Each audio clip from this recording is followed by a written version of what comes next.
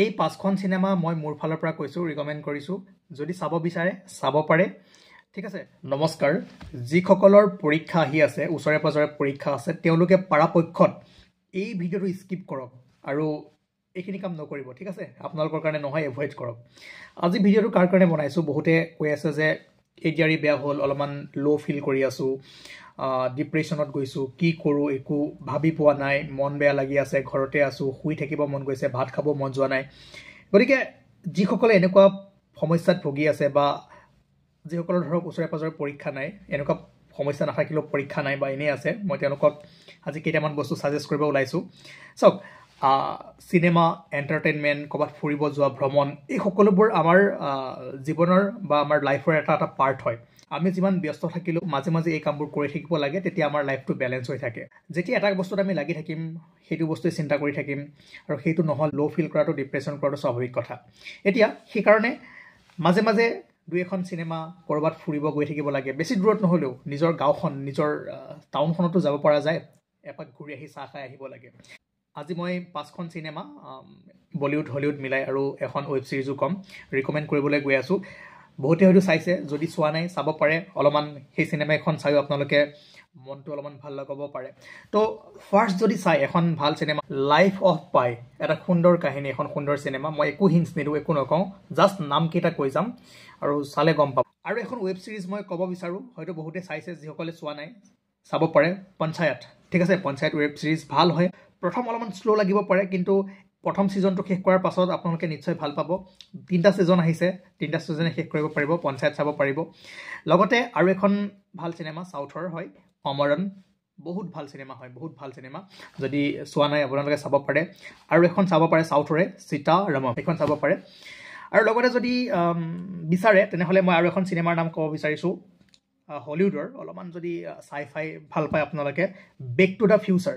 Back to the Future, এই চিনেমাখন চাব পাৰে। 3টা পাৰ্ট আছে আৰু চাই ফাই কমেডি, নিশ্চয় ভাল পাব। লগতে মই আৰু এখন মুভি কওঁ, সেইখন চাব পাৰে, সেই মুভিখন ভাল লাগিব। আদাৰৱাইজ যদি অলপমান নিজৰ জাৱানীলৈ ঘূৰি যাব বিচাৰিছে, তেনেহ'লে ইয়ে জাৱানী হে দিৱানী আৰু বৰফি, সেইকেইখন মুভি মই আপোনালোকক ৰিকমেণ্ড কৰি দিছোঁ। যিসকলে চাইছে ভাল কথা, যিসকলে নাই চোৱা, এই গোটেইকেইখনৰ ভিতৰতে এখন লৈ চাব পাৰে। তো অলপমান আপোনালোকৰ মনটো ভাল লাগিব পাৰে। এনেকুৱা কোনো কথা নাই যে মন ভাল লাগিব নে নালাগে, কিন্তু এই কামবোৰ কৰি থাকক, চিনেমা চাওক। যদি বিচাৰি আছে যে চিনেমা চাব মন গৈ আছে, পোৱা নাই, তেনেহ'লে মই ৰিকমেণ্ড কৰিছোঁ। আৰু যাৰ যাৰ পৰীক্ষা আছে, please please don't do this, okay. যদি আপোনাৰ সময় আছে, যদি পঢ়াত মন বহাব পৰা নাই, 2-1 মিনিট ব্ৰেক ল'ব পাৰে, অলপমান ওলাই আহক, চাহ তাহ খাই আহক, পঢ়ক। গান শুনি থাকিব, খেলি থাকিব, এক্সাৰচাইজ কৰি থাকিব।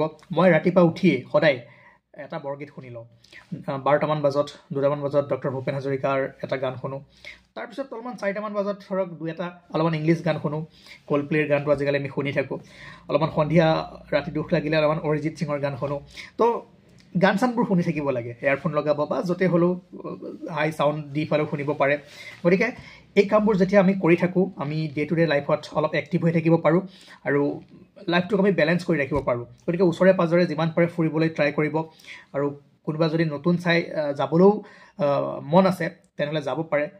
বহুতে ক'ব পাৰে যে ভ্ৰমণ কৰিব পইচা নাই, ঠিক আছে, নালাগে দূৰত যাব। ওচৰৰ নদী পাৰতে 10 মিনিট বহি আহক, প্ৰকৃতিৰ লগত কথা পাতি আহক, চৰাই চিৰিকটিৰ মাত শুনি আহক। যদি কোনোবা আপোনাৰ কুকুৰ আছে, কুকুৰৰ লগতো খেলক।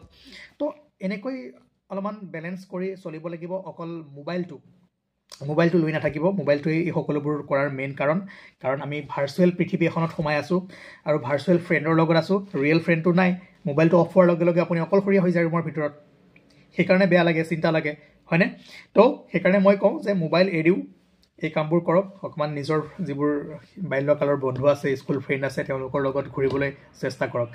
আৰু ডক্টৰেটো আমাক সদায় ৰিকমেণ্ড কৰেই যে এক্সাৰচাইজ, ৱাক কৰা, দৌৰা, য়োগা কৰা, এইবোৰ যিমান পাৰোঁ কৰি থাকিব লাগে। তেতিয়া আমাৰ শৰীৰৰ লগতে আমাৰ মাইণ্ডটো ঠিকে থাকে। আৰু কেতিয়াবা অলপ চলপ এনেকুৱা বেয়া লাগেই, ইমান চিন্তা কৰিব নালাগে, ঠিক হৈ যাব।